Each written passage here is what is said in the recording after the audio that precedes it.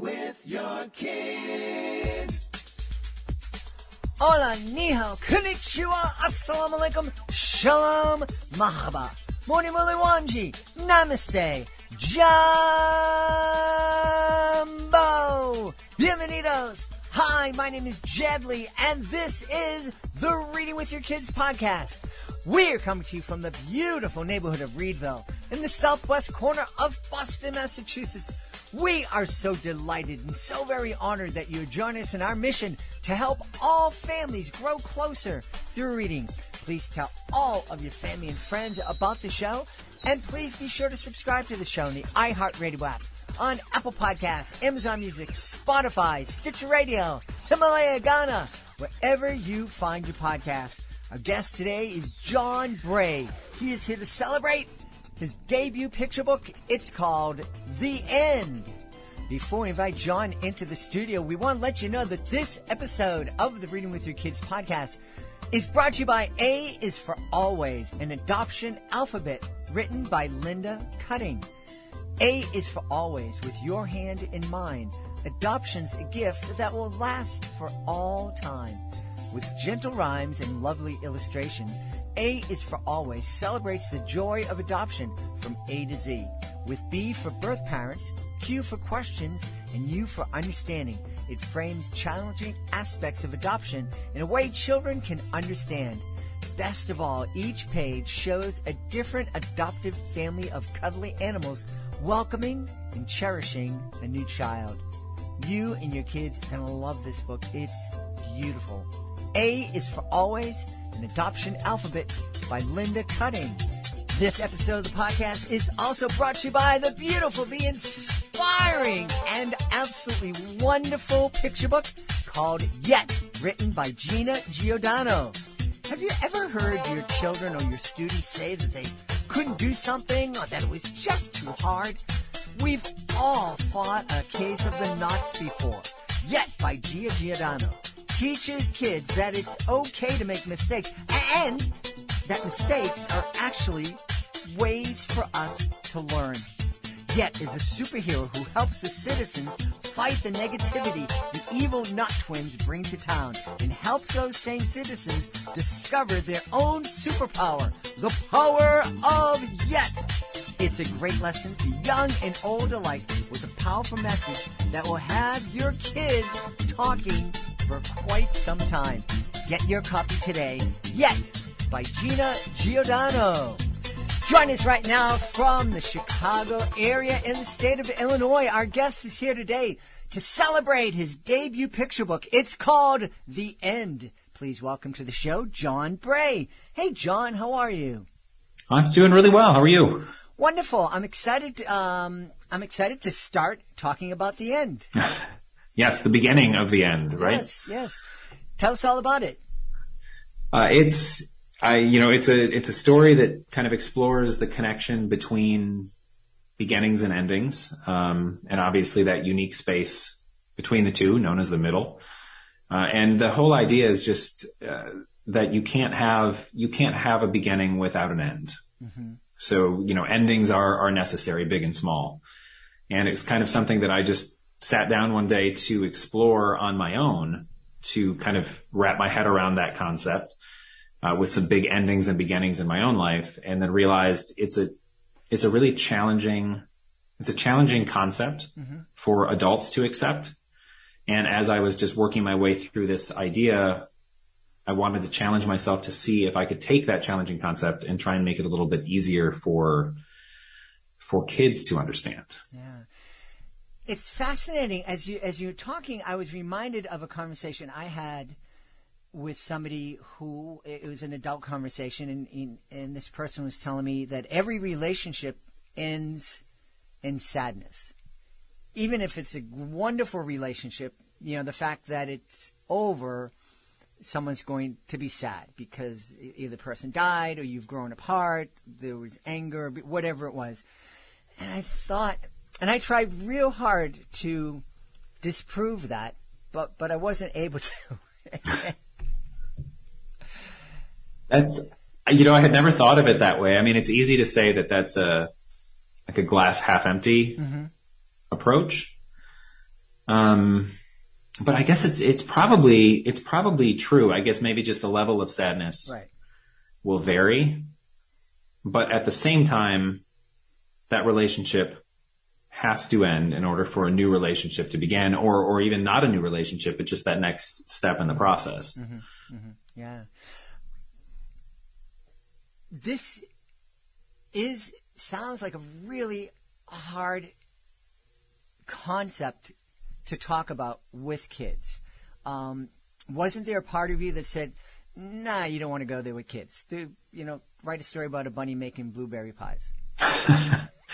There was a part of me, and my early drafts of this book, which it's under 400 words, but my early drafts were over 1,000 because I was just I found myself trying to latch on to absolutely every possible beginning and ending that I could to try and explain it. And what I realized is that the problem was I kept adding and adding and adding.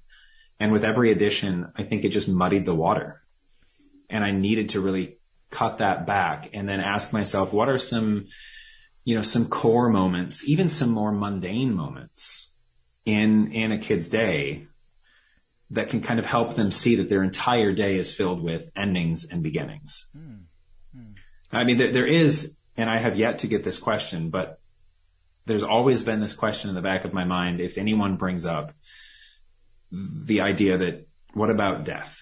Mm-hmm. Because it's not addressed in this book, and death is a very significant end. Mm-hmm. So I'm kind of bracing myself for when that question comes up, and then how will I answer that?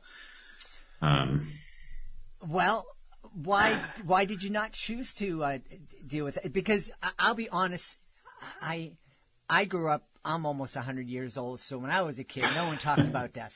There were people dying all the time, but we never acknowledged it. We never kids. I think the first funeral I went to was my grandfather, and I was 16 years old, and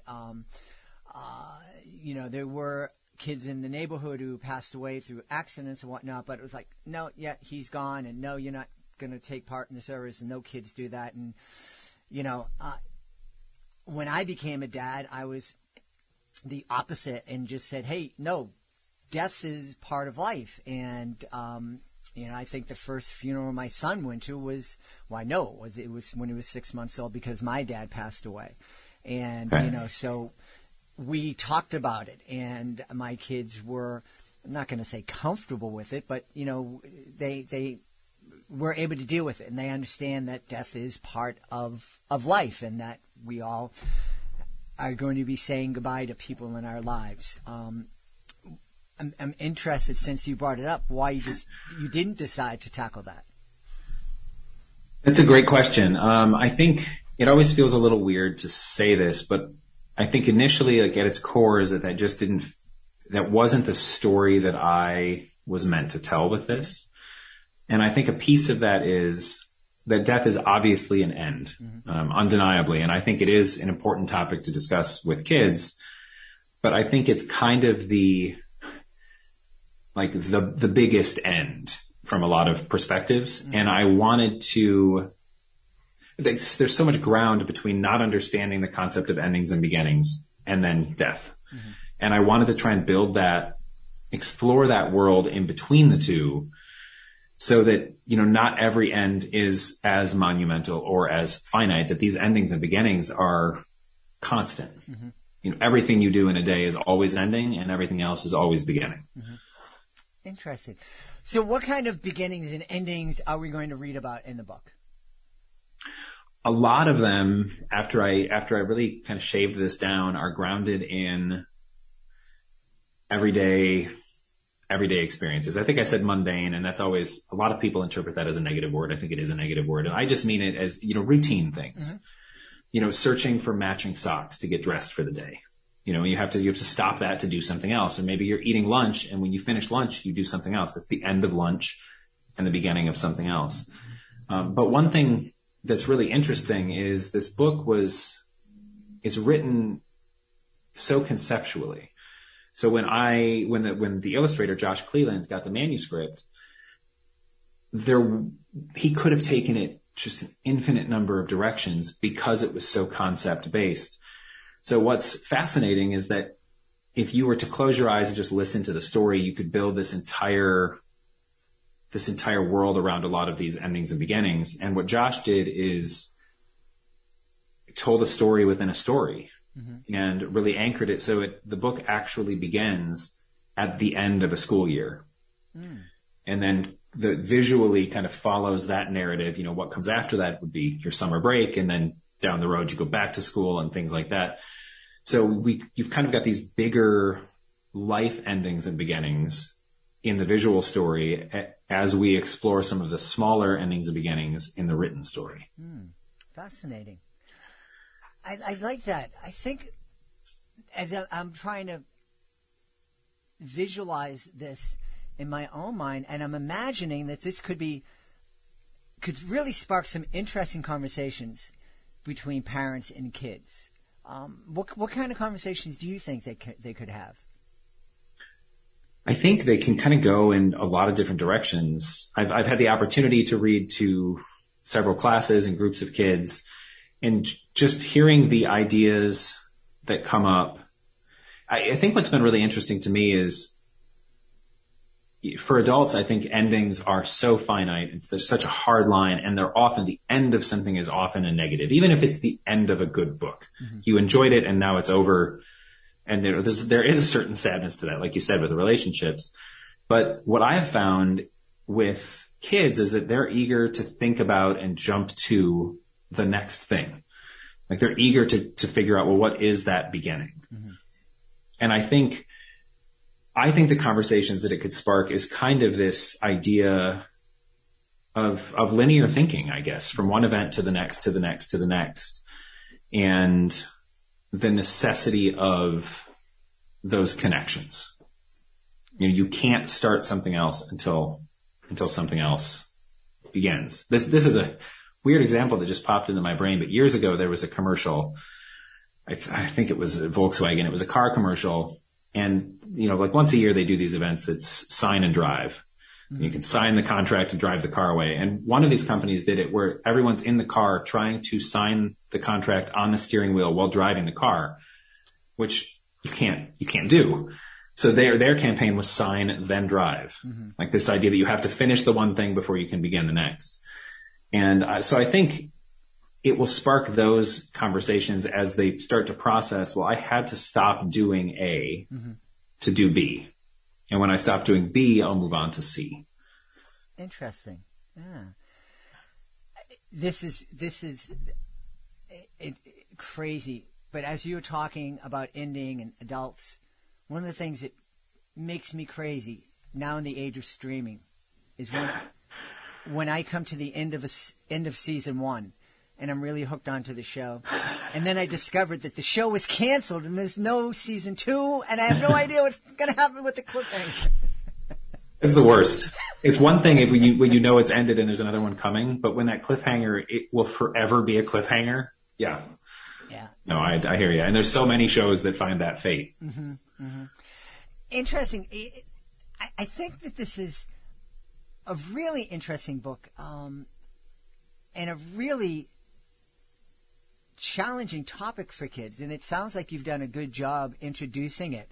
Are you happy that you tackled this concept in this book now that it's done? I am. I'm really happy with it. I mean, part of it is it was an idea that had rattled around in my head for years and years and years. And I mean, it was inspired by a song that came out in '99. Do you know the band Semisonic? Are you familiar with them? No. They had a song called Closing Time, and I think it was '98, '99, and there's a lyric in that song that says, every new beginning comes from some other beginning's end. And I mean, that song is almost 25 years old. And that one particular line has always just kind of, it's been like an earworm for me. And so it feels good in a way to take that and turn that into something, to kind of realize why that's been in my brain for that long. Yeah. And I think it is an important concept. And I think it's also just it's such an important concept for adults. So I'm mostly happy that I did it, because I think it will be really interesting to see not only the the questions and conversations that kids initiate, but how it helps shift kind of that adult perspective on endings and beginnings. Because I mean, I've always been a fan of picture books as an adult for myself, because I think they tell such fun and fascinating and interesting and important stories in such a simple way. And that's what I'm hoping, this will do, is kind of distill that down enough for everyone to kind of take a different perspective on it. Yeah. I just was thinking, this is I think would be a really fun way just to help kids understand, going back to that song, every beginning comes from another beginning's ending. There are so many things that kids, and probably kids go through more endings than adults, because they're going from one grade, fourth grade to fifth grade, and one friend to another, and from soccer to basketball, and basketball to, so there's all these different transitions, whereas adults tend to get into these routines that go on and on and on for years. I think it's a great conversation to have with kids to help them become sort of glass half filled people, be grateful, this is coming to an end, but, and then this new thing is kind of scary, but do you remember how you felt at the beginning of the last ending that you had, and how that grew, and how you came to really love it to the point that now you're sad you're not going to be able to do that? Well, just think, what's the next thing you're going to fall in love with? Exactly. I'm glad you mentioned that. And that's kind of something that I tried to touch on, because as I was exploring this, I was finding myself naturally that, the end of everything is sad or bad or scary, which is not always the case. If the thing that you're doing is not enjoyable and it ends, you're really happy that it ended. And I kind of wanted to try and highlight this idea that, you might be happy at the end, you might be sad. You might be both. You might be scared of the next beginning, or you might not be looking forward to the next beginning. And all of those things are valid and possible. But there's always, no matter what you're doing, there's still going to be an end and another beginning. So if you like it, it will eventually end and something new will begin. If you dislike it, the same thing is true. But all of those feelings are there, and sometimes they're all there at once. Yeah. And as we're talking, there's part of me that's like, well, this is a really deep conversation, like really kind of heavy, and how's a 7-year-old going to wrap their head around it? But I have a feeling there are a lot of 7-year-olds that's going to have an easier time wrapping their head around this than adults. I wonder the same. I definitely, even the conversation that you mentioned with your friend and relationships, at the end of every relationship is sad. There's sadness associated with it. And I also don't really have an argument to say otherwise, but I think part of that is because we've lived so many years, we've experienced, life shapes who you are. So when you have 7 years of that shaping, you have a very different perspective than when you have decades of that shaping. And I think, you could easily mention that to a child and say, well, anytime a friendship ends, it's sad. And that kid could immediately say, well, no, it's not. And here's why. And it's something that we've just never considered. Yeah. Well, just as you were saying that, I was thinking in my mind, and I could absolutely see my daughter saying this when she was in third grade. Oh, gee, I'm really sorry that that Bridget's not going to be your friend anymore. And I know my daughter could have turned to me and said, no, it's okay, because she used to be a good kid, but she's kind of turning into a jerk, so I'm kind of glad I'm not her friend anymore. And that's a really healthy way to look at it. That's true. That's pretty perfect. And there's also that lack of filter, right, at that age. So, and I think that's part of it, is we probably can't come up with some of these answers because we shouldn't have that answer. We shouldn't say that thing. But for kids, no, it's the answer. It's the truth. And, Yep. that's a great example. Well, look, we came up with the perfect example of when a relationship ending is not actually sad. There you go. And as I think about it, I know a lot of people, thankfully I've been married to my beautiful wife for 33 years, but I've known some people whose marriages have been ended, and I've always said, oh, I'm sorry. And they said, no, don't be sorry. I'm glad. And it's like, okay. Right. Exactly. Yeah.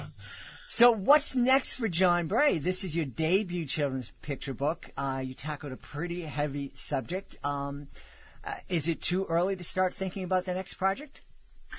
It's definitely not too early. It's too early for me to share anything specifically. The next, I don't think, will be quite as concept-based or concept-driven, and not because I don't want to do that. It's just not the next story that I think needs to be told.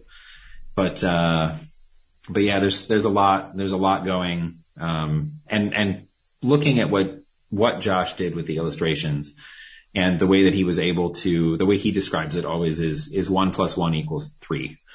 So you've got the written story, the illustrated story, and then the two combined. And it's kind of helped me think differently about illustration and about visuals and about the visual storytelling. So that's helping to shape some of my upcoming projects as well. Wonderful, wonderful.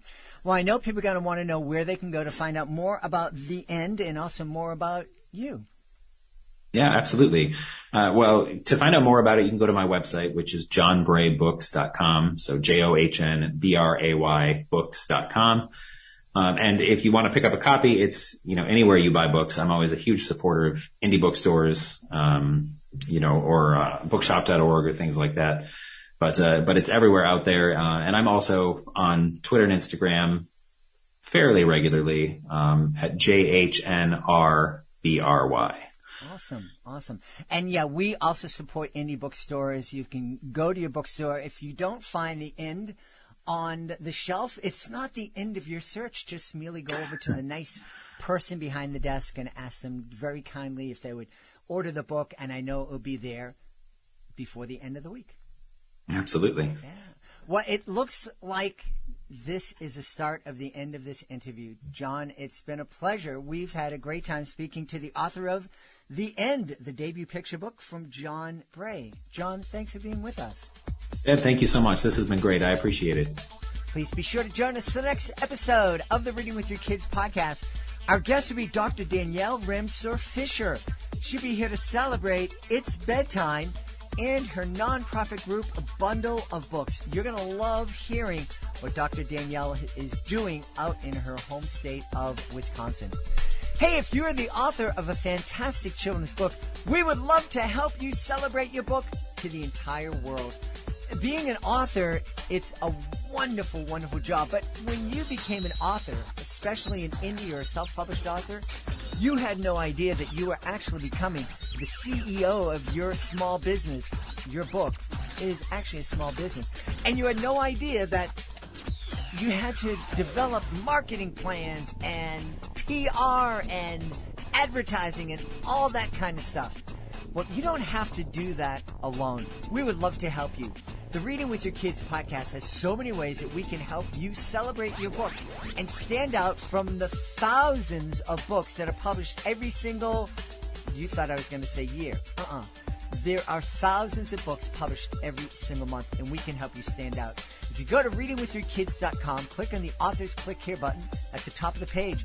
Scroll on down to find out how you can be a guest here on the podcast, find out how you can submit your book to our Certified Great Read panel, and find out how you can take part in our monthly promotion program. It's all there on readingwithyourkids.com.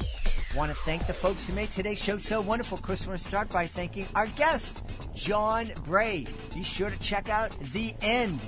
Also want to thank our sponsors, Linda Cutting. Please be sure to check out her beautiful book, A is for Always. And we want to thank Gina Giordano. Please be sure to check out Yes. Help your kids discover the superpower of Yes. I want to thank my team, Fatima Khan, Rory Grady, Mirabella Q, Jordan Saley. I want to thank my beautiful wife for all the support she gives me. Most of all, we all want to thank you. Thank you so much for taking the time to join us today. And as always, thank you so very much for taking the time to make the world a better place by reading with your kids. I'll be looking for you in the next edition of the Reading with Your Kids podcast.